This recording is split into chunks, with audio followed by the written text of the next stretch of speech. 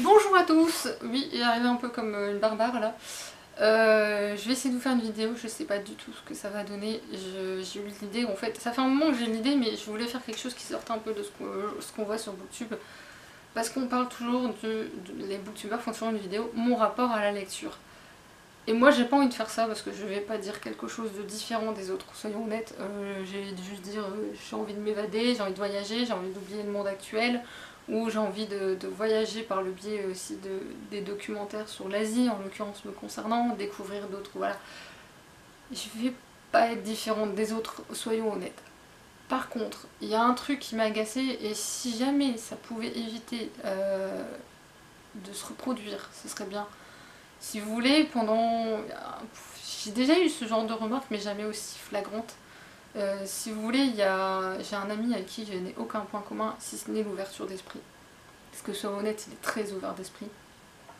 Et en fait, une fois, il est venu chez moi et il m'a dit mais t'en as pas marre de ne pas sortir, de voir personne, de passer ton temps à lire Et c'était un moment où il savait pas, genre je l'ai pas dit en fait, mais psychologiquement j'allais pas très très bien. Parce que quand on est au chômage depuis plusieurs mois, qu'on sait qu'il n'y a pas de boulot, qu'on sait que quoi qu'on fasse, on va galérer, qu'en plus avec les réformes de Macron ça va pas aller forcément mieux, c'est même pire qu'avant. Du coup j'allais pas bien psychologiquement et qu'il me dit ça et je me suis dit mais en fait t'es nul. Et je me suis dit ouais tu sors pas, t'as rien, en fait t'as rien, voilà. C'est ce que je me suis dit à ce moment-là et je l'ai mal vécu, ça c'est vrai. Je m'excuse auprès de cet ami s'il voit la vidéo. Normalement il les regarde pas, c'est pas son délire, mais voilà, s'il la regarde, je suis désolée, voilà. Mais autant dire les choses telles qu'elles le sont. Je prends l'exemple de cet ami-là parce que c'est le plus flagrant que j'ai en fait. Et le truc c'est que je lui ai expliqué gentiment que voyager oui, j'aimerais bien, mais après je suis quelqu'un d'angoissé, je suis quelqu'un qui, ça se voit pas forcément, mais je pense qu'il y a des blogueuses aussi qui l'ont repéré aux allées là, qui vont dire la meuf, elle est un peu voilà comme ça quoi.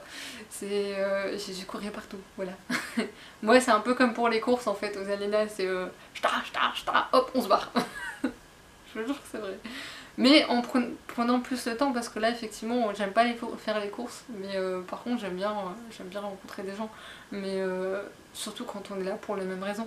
Mais là je lui ai expliqué, je lui ai dit mais je vois pas l'intérêt de sortir juste comme ça en fait. Moi j'ai besoin pour sortir qu'il y ait quelque chose à faire.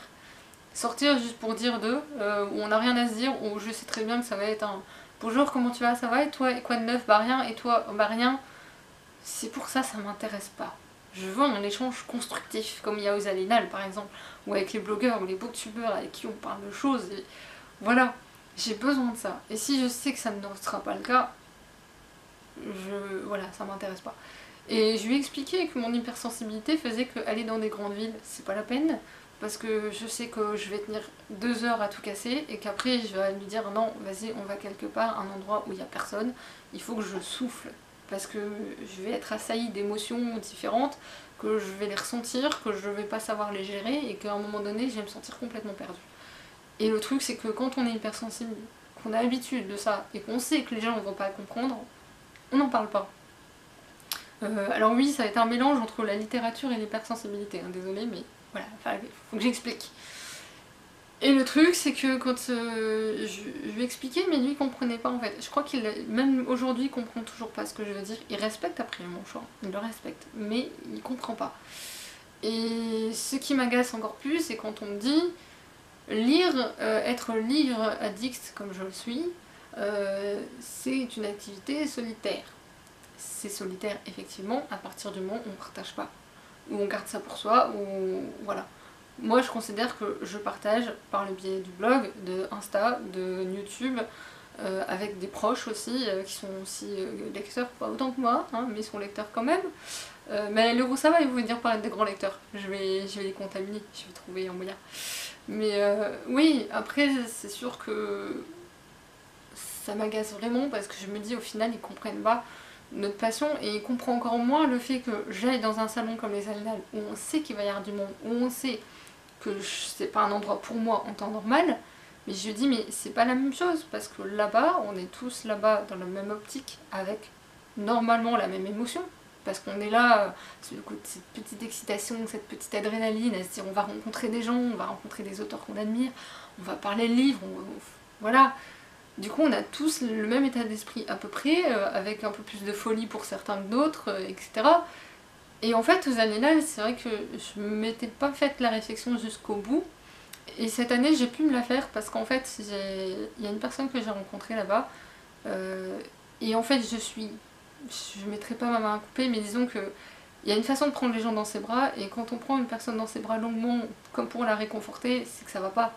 Sauf que la personne a affiché un grand sourire, la personne qui discutait a affiché un grand sourire, et je voyais bien que ça n'allait pas en fait. Et du coup, à ce moment-là, j'ai cette bonne humeur sur le salon, c'est légèrement cassé, et je l'ai senti, parce que mon hypersensibilité fait que je me vante pas, hein, j'explique. Je précise parce qu'on va me dire elle se vante la meuf. Non, je me vante pas.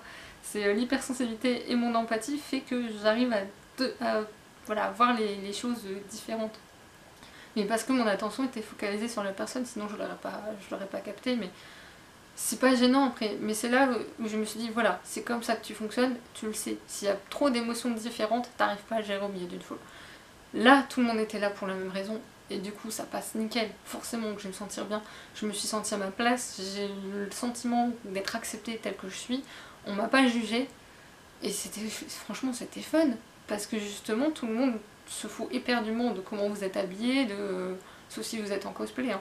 Mais on se fout de ça, on est là vraiment parler de livres, pour échanger, pour apprendre des choses aussi par moment, parce que enfin...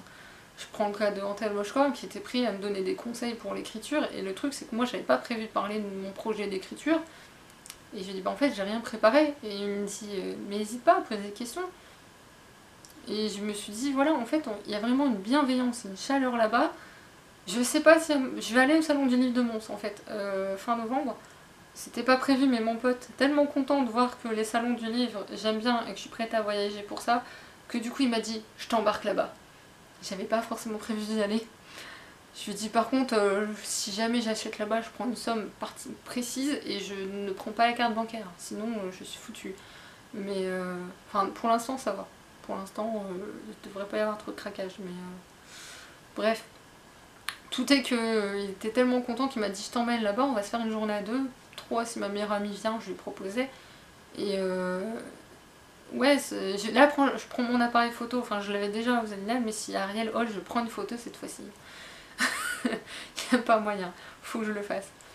Et ouais, du coup ça m'agace que les gens comprennent pas que c'est pas parce qu'on est lecteur qu'on ne voit personne, qu'on ne parle à personne, qu'on n'échange pas. Au contraire, il y a des conventions, des tas de choses qui sont faites autour du livre. Et je pense que c'est même le meilleur moyen de rassembler des personnes d'horizons très différents, parce qu'aux Annales, soyons honnêtes, il y avait des personnes d'horizons très différents. Et pourtant on était tous là dans la même optique. Donc ouais, ça me... Je sais pas, j'arrive pas à comprendre. Est-ce que quelqu'un pourrait m'expliquer pourquoi on considère forcément que la lecture est un acte solitaire? Voilà, j'aimerais bien qu'on m'explique. Moi je vais dire, je vais chez mon libraire, on passe une demi-heure en fait à la librairie, voire une heure. En fait on a passé juste 5 minutes dans les rayons. Et je vous jure que c'est vrai, c'est ça, hein. Mon libraire, je sais très bien quels rayons sont faits pour moi. Après maintenant je commence à me balader un peu plus, à regarder plus. Donc maintenant je suis à 10 minutes, un quart d'heure, mais on passe plus de temps à parler avec les libraires qu'à regarder vraiment dans les rayons.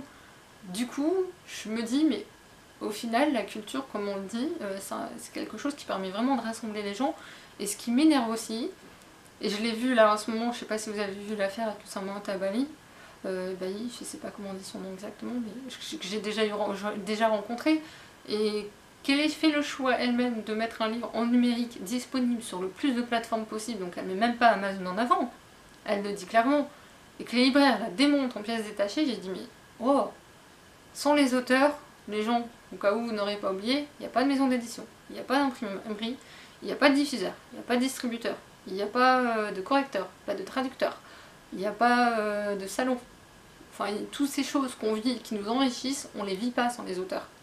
J'aimerais bien que ça rentre dans la tête de quelqu'un en fait. Et moi je me fous éperdument que ce soit du numérique ou non qu'elle écrive.